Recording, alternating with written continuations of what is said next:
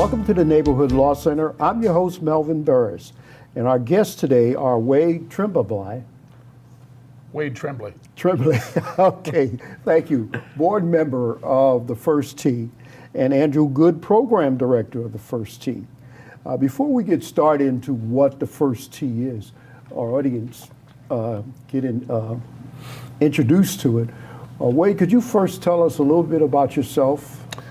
Yeah, good morning, Mel, and thank you for having us here this morning and an opportunity to talk about First Tee, which is a passion for both Andrew and myself in this community.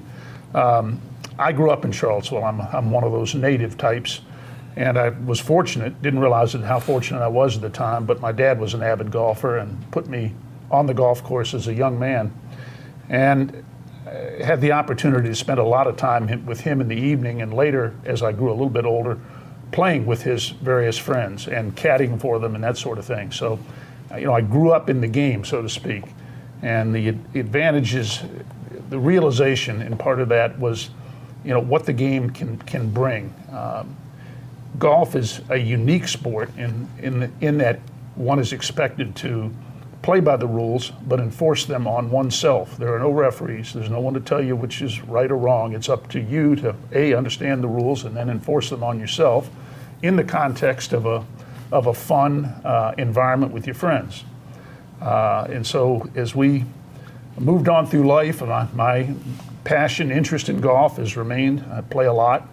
And so when the First Tee, which, and I'll go into the history of this in just a second, began in this community almost 20 years ago, I was paying attention to that. But I didn't get directly involved until later. So let me start with where First Tee began, which was, again, almost 20 years ago. And it was a chapter that was formed and sponsored by the city of Charlottesville and was to be headquartered at Meadow Creek, the city's municipal golf course. And also they did some work out at McIntyre Park, which at the time had a 9-hole sand green course as well. Any rate, the city got this program off and running, and it worked well. In fact, they had strong participation and grew it throughout the broader community. The city initially had made a 15-year commitment in their sponsorship of First Tee. When it got to the 9th year, though, for a variety of reasons, some of which being that a lot of the participation were not city residents. They were Albemarle County or the surrounding counties that were sending their children to the program. So again, not as many city residents. And so I think that was one of the issues for the city deciding to discontinue it. But one of the key members of that advisory board, and it was an advisory board because the city owned the chapter at that time, was a gentleman by the name of Wayne Hall, who was the assistant general manager at Farmington, had been for a lot of years.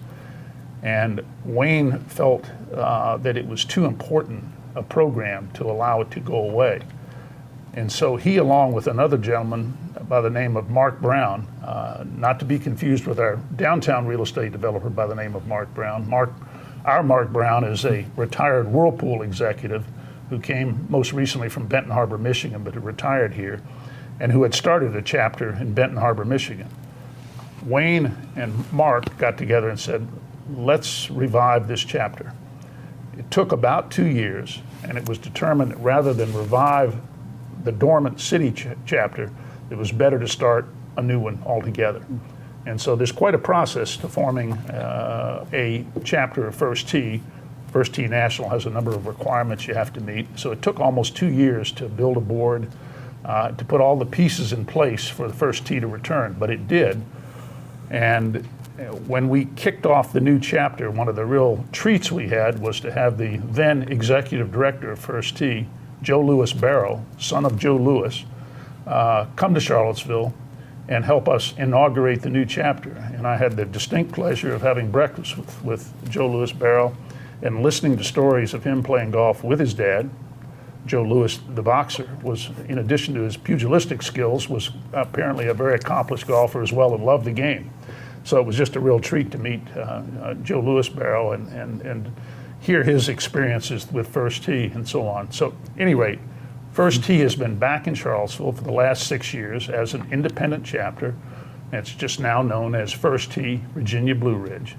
And we have a very modest little headquarters and a small staff. We currently have a little space out at the Boar's Head. There are some offices out there, which is very near the Birdwood Golf Course, which is one of our partners. And we work normally with Meadow Creek as well as with the Highlands Golf Facility, which is essentially a driving range up on 29 North, run by Gretchen, and what's her last name? Sherman. Gretchen Sherman. Who has always been very involved in youth development. And so we've got a nice partnership with golf courses. So let me pause for a second and go back and talk about what is First Tee. And I think it's important for folks to know the purpose of First Tee is not to develop PGA golfers. First Tee is a youth development program. And the focus of First Tee... PGA meaning? The Professional Golfers Association. So it's... We'd be wonderful if we end up with some tour players out there, but that's not the purpose. The purpose is to to equip young people with good core values and healthy habits going forward in their lives. And we think the game of golf is a great teaching vehicle for that. But again, first and foremost, we're a youth development program. And so Andrew will take you through them, but we've got 9 core values and a similar number of healthy habits that we espouse as part of our program as we're teaching youngsters, about the game of golf. And one of the things that I've come to recognize in adulthood is the number of doors the game of golf can open in life. And it's a game that, number one, it's a game you can play for life, unlike many team sports, which tend to end either at high school or college. Very few make it to the professional ranks, very few. And so that's not really a viable career option in any meaningful way. But the relationships that golf can help build, I think most people would recognize as being extremely valuable. And so, I'm a great proponent of that. But I think, so I've talked a little bit about me. I've talked a little bit about what First Tee is and the history of our chapter. Let me turn it over to Andrew to talk a little bit about programming specifically. Well, let's some background on Andrew, and then we can take it off from there. Yeah, absolutely. So my name is Andrew Good, program director here at First Tee Virginia Blue Ridge. I grew up here in Virginia, over in the Shenandoah Valley, just about an hour away. Grew up playing sports. Was fortunate enough to be athletic, playing baseball, basketball, football growing up, and really didn't get started into golf until about my 8th grade year.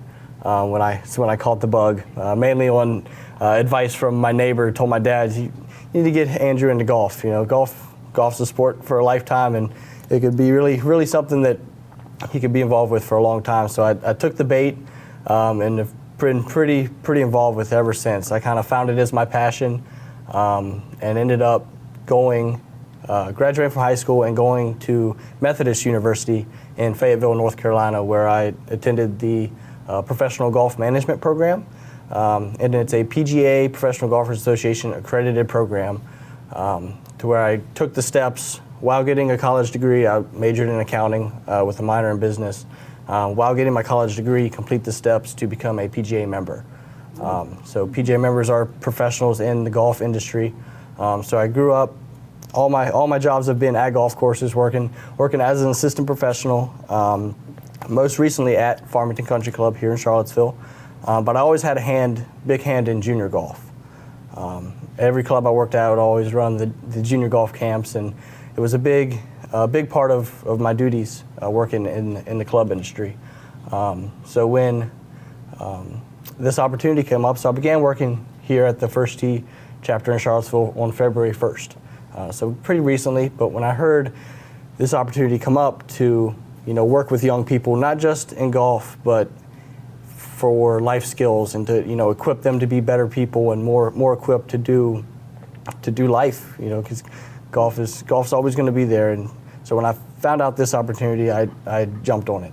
Okay, you talked about nine values that you have. Yes. Could you tell us about those 9 values? Yes, absolutely. That you try to teach the young people. Yeah. So don't quote me on all of them, but honesty, integrity, perseverance, resilience, responsibility, trustworthiness, I like perseverance. Yes, perseverance. It's very, very important. Absolutely. You know, life throws a lot of things at you. We believe at First Tee that experience is our best teacher. So we try and create experiences and learning environments using the game of golf that build on young people's perseverance. Because you know, if you ever try to play golf, you know you need some perseverance and some patience and some self-confidence to not get down on yourself. So what age are the kids involved that you have involved in First Tee? Absolutely. So we have, our youngest group is 5 and 6 year olds. 5 and 6 year olds all the way up to till you're 18, all the way up through the high school ranks. There's something for you at First Tee. You might talk about the progression as you move through the age brackets and how First Tee recognizes those changes. Yeah, so the 5 and 6, when you're 5 and 6 year olds, that's what we call our target level. And here at First Tee Virginia Blue Ridge, we call it our Little Linksters program. So it's an introduction to golf in a very, very fun, inviting, game-based format. You know, we're trying to get kids out there having fun together in a social environment, get them introduced. Then we progress from the target into our player level, which no matter what age you start in the First Tee, you start in the player level. And that builds on foundation of the core values, foundation of the golf swing. You know, you get your grip, your stance, your alignment. So they try to go hand in hand. You're learning your foundation of your character, you learn the foundation of the golf swing. Then it progresses on to what we call the par level. In the par level, you learn more interpersonal skills as well as self-management. So you know how to have self-confidence, how to interact with other people, and how to kind of manage yourself. And on the golf side of that, we work body balance. You know, we work with your balance of your swing and the contact that you make with the golf ball. From the par, then we go to birdie level. Birdie level is all about goal setting. So it's very important for anybody, but especially young people, to have goals and to be able to realize those steps that they need to take to realize their goals. So on the golf side of things, we work on swing rhythm, your rhythm of your swing, and we work on pre and post shot routines. So pre-shot routine is, you know, coming set, realizing how you want to hit the shot, and post shot is taking in, you know, what kind of shot, what the outcome was, and reflecting on it, which kind of goes hand in hand with setting a goal, working towards it, and then eventually achieving it. After birdie is eagle, our eagle level, and eagle level, we really focus on resiliency. Resiliency, planning for continued education, whether you're going to go continue your education or plan for your career. So it's more forward thinking once you get to the eagle level. And then after the eagle level is our ACE certification. So you've come all the way up through the program, and you can be a certified ACE, which there are some projects you have to do to complete ACE certification. But that's kind of the final level, and that is really, you know, focused on giving back to your community, volunteerism, career planning, and continued education planning. Okay. So. We're almost halfway through our program, so we learned quite a bit about First Tee. Just for the audience that's just tuning in, welcome to the Neighborhood Law Center. I'm your host, Melvin Burruss. Our guest is Wade Tremblay. You're getting close. Wade Tremblay. Board member for First Tee, and Andrew Good, program director for First Tee. It's a youth program to teach our young people how to golf and how to develop in life. So how are families introduced to First Tee and encouraged to get their kids involved? Yeah, absolutely. So First Tee has 3 outlets, essentially. Parents can find out through school programs. We have a school program that parents may find out about us at. We also are involved with community programs at organizations such as the Boys and Girls Club. Then at your local golf course, we hold programming at local golf courses. So those are kind of the three outlets that parents can get their kids involved with. We also have fortunate enough to have a national headquarters, be part of a national branch that headquarters does advertisements on Golf Channel and things of that nature. So we have fortunate enough to have that infrastructure behind us as well. But Okay, so my concern is what kind of outreach is being done to minorities or black children or young people to get them involved with this great sport? Absolutely. Which Absolutely. very few of them get involved with. We need more participation. Right. So currently we've thought a lot about this, and right now our belief is that the Boys and Girls Club is our primary outlet into the community. Right now, currently this summer, we are working with Boys and Girls Club Cherry Avenue location. We are on their 9-week summer schedule, so we'll be there every Wednesday delivering golf and life skills programming to the youth there. We're also looking forward to working with Her Sports, which is an organization. Jessica Carter is the founder of that organization. It's aimed at black youth girls and athletic opportunities for them. So we're excited on the 26th to be a part of an activity fair with Her Sports, in which we're gonna have a table and we're gonna bring some golf equipment out and try and get some excitement around golf generated there. So Her Sports is a great organization that we're looking forward to partnering with, as well as the City of Promise.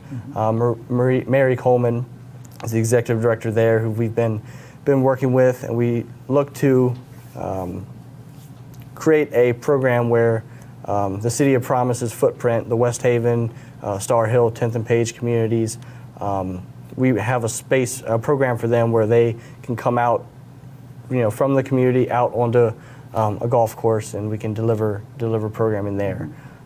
So kind of those three things is what we currently have in the works. Okay, that Yes, sounds sir. like a great plan that you have put together.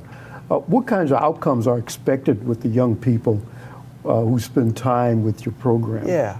So some of the outcomes are easily quantifiable. Better grades. We're not tutoring them, but hopefully we're instilling values for them to apply themselves, and hopefully better grades and performance in school as a result of that. Better behavior. Not getting into trouble, having some self-respect and knowing keeping track of your behavior. Continued educations or graduation rates, getting started on a career path.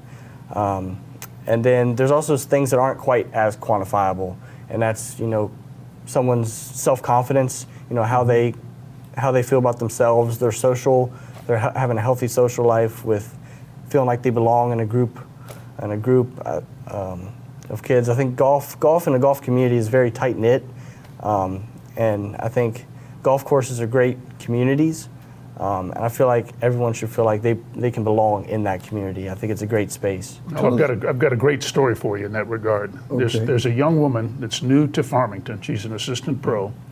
Her name is Casey Torres.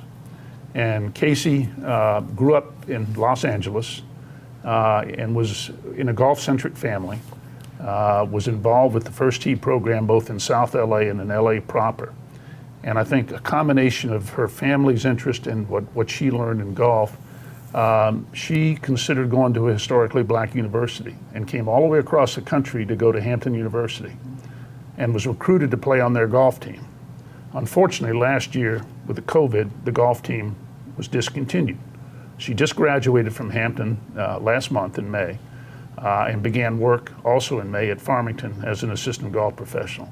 And I've spent time with Casey. She's a wonderful young lady, but here's a perfect example of the doors that golf, the First Tee, can open for a young person, opening their eyes as to possibilities, in this case, all the way across the country. Mm-hmm. And she's here. That's what I was going to ask you about. Tell me about a success story you've had with some of your golfers, which you already did with one. But Yeah. what success have you had with golfers about?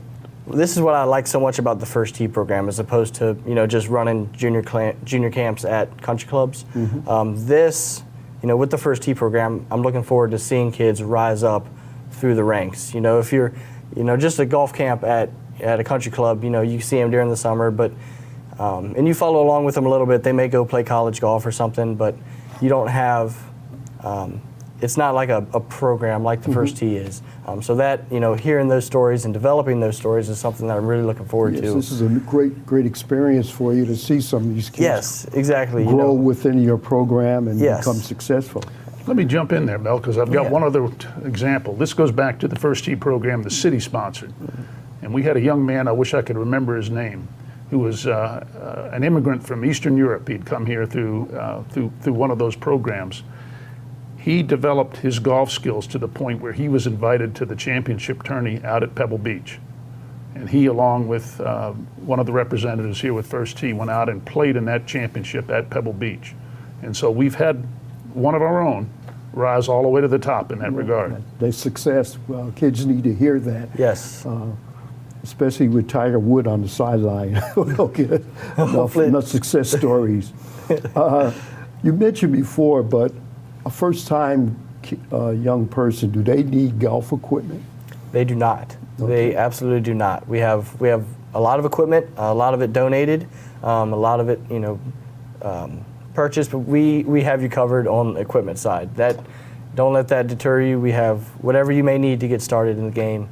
We provide it for you. Mel, you might be interested that for the youngest kids, there's a whole line of equipment that goes by an acronym SNAG, S-N-A-G, which means starting new at golf. And these are oversized plastic clubs. They have oversized heads and a tennis-style ball. They're a little bit smaller than a tennis ball, but it's sticky and it will stick to things. And so you have all sorts of fun targets to hit at, little putting greens, and if you hit the ball onto the green, it stops.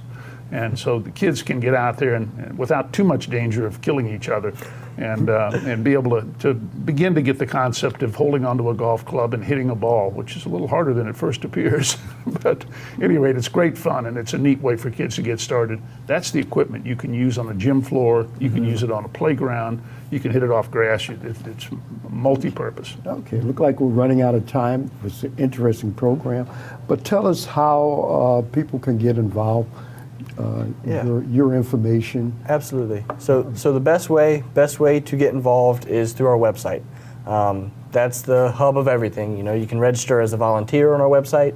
You can look at our program offerings and register a participant through our website. You can also look at, it has some information on there about the core values, about our programs. Also has my contact information on there. Feel free to give me a call, shoot me an email. If you have any questions, but our website is the place to go for all things First Tee. Mm-hmm. And what do you want to leave with our audience about First Tee? Yeah. Either one of you. So I would say, golf is a great sport. I think the connections that you create through the golf community are invaluable. I mean, the golf has been a huge part of my life, and if you can tap into the network of people and the sense of community that is around golf, I think it's invaluable. And I think First Tee is a great way to get your young person started on that track while developing them as a person. One thing, do you have summer camps right now? We do. We do. Yes, sir. We are. Could you tell folks about that before we go? Yeah. So right now we starting the week of June 28th. We have a week-long camp at Highlands Golf Park, and then the subsequent 5 weeks after that, we have a 5-week session for about an hour and a half for multiple age groups. So we have 5 and 6 year olds, we have 7 to 9, and then we have 10 plus are our age groups there, and all that information is on our registration portal and the website. So people can get in contact with you and put the Yes, kids sir. in for the summer. Yes, sir. It's a good idea. Yes, sir. Do you have anything you want to leave with the audience? Reach out if you have any questions. I would love to talk with you, and look forward to serving Charlottesville community with golf and with First Tee. Okay. Wade, do you have anything you want to? No, just Mel, thank you again for hosting us today. And we're real believers and believe that First Tee, and parents listen to this, this is a program that will help you and instill core values in your children. And we think help set them up for success in life, and that's what it's really all about in this community. Or grandchildren too. Yes. Grandparents, in my case, listen grandchildren. listen to us. Okay. Well, thanks for being here. We appreciate it. For my audience, this is Neighborhood Law Center. Website, neighborhoodlawcenter.com. If you want to see this program again, just click on, or go to YouTube and type in Neighborhood Law Center and we'll pop up and look at some of our older programs if you missed anything. So I'm going to say this is Melvin Burruss signing off. Peace and God bless.